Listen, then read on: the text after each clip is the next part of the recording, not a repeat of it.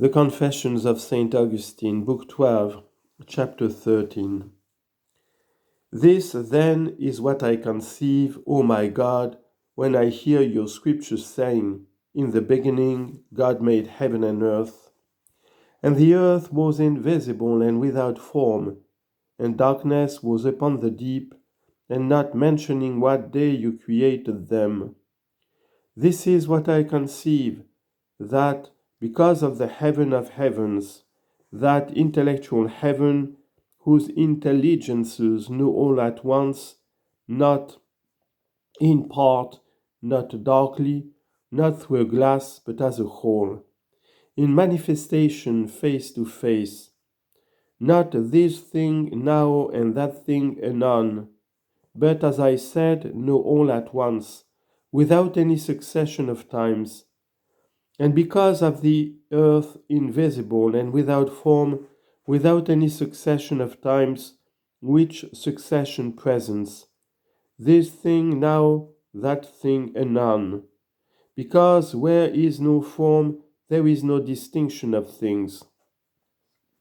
It is then, on account of these two, a primitive formed and a primitive formless, the one heaven, but the heaven of heaven, the other earth, but the earth invisible and without form.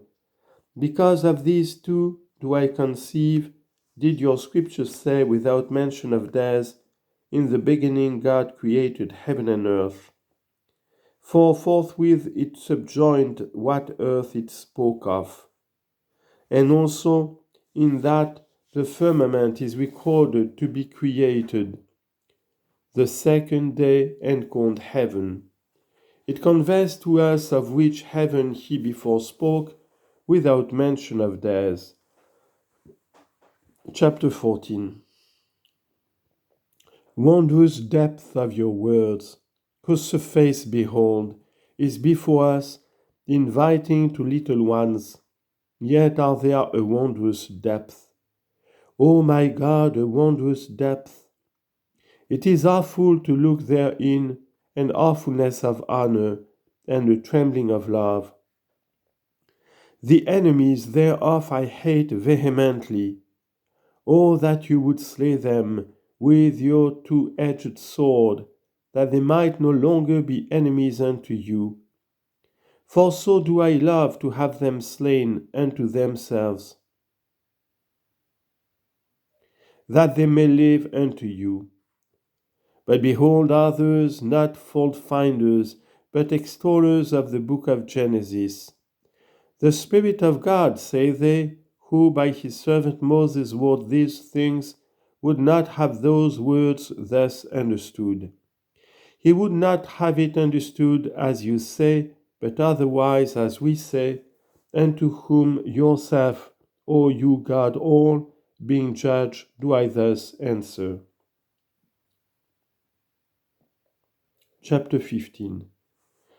Will you affirm that to be false, which with a strong voice truth tells me in my inner ear, concerning the eternity of the Creator, that his substance is no ways changed by time, nor his will separate from his substance? Wherefore he wills not one thing now, another anon, but once and at once and always.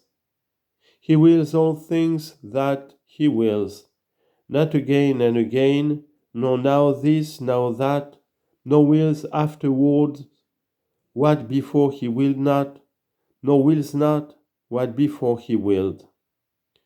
Because such a will is, and no mutable thing is eternal. But our God is eternal. Again, what he tells me in my inner ear, the expectation of things to come becomes sight when they are come, and his same sight becomes memory when they be past. Now, all thought which thus varies is mutable, and is eternal, but our God is eternal. These things I infer and put together, and find that my God, the eternal God, has not upon any new will made any creature, nor does his knowledge admit of anything transitory. What will ye say then, O ye gainsayers? Are these things false? No, they say. What then? Is it false that every nature already formed, or matter capable of form, is not but from him who is supremely good, because he is supremely? Neither do we deny this, say they. What then? Do you deny this, that there is a certain sublime creature with so chaste a love, cleaving unto the true and truly eternal God, that although not co-eternal with him, yet is it not detached from him, nor dissolved into the variety and vicissitude of times, but reposes in the most true contemplation of him only?